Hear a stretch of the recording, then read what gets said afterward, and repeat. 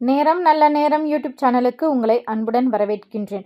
சந்திர கிரகணம் முடிந்ததும் கட்டாயம் பரிகாரம் செய்து கொள்ள வேண்டிய 5 ராசிகள் என்னென்ன அப்படிங்கிறத பற்றி தான் இந்த வீடியோவில் தெளிவாக நம்ம பார்க்க போகிறோம்.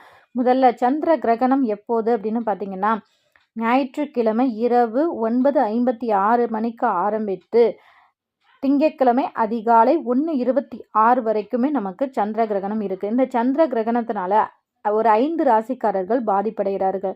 அவர்கள் யார் அப்படின்னு பார்த்தீங்கன்னா, விருச்சக ராசிக்காரர்கள், சிம்மம் ராசிக்காரர்கள், கடகம் ராசிக்காரர்கள், கன்னி ராசிக்காரர்கள், துலாம் ராசிக்காரர்கள். இந்த 5 ராசிக்காரர்களும் உங்கள் ஊருக்கு பக்கத்தில் இருக்கிற சிவாலயங்களில் நவ கிரகங்கள் இருக்கும். அப்போ அவங்க சாந்தி பூஜை அப்படிங்கிறத செய்வாங்க, இல்லை பரிகார பூஜைகள் செய்வாங்க.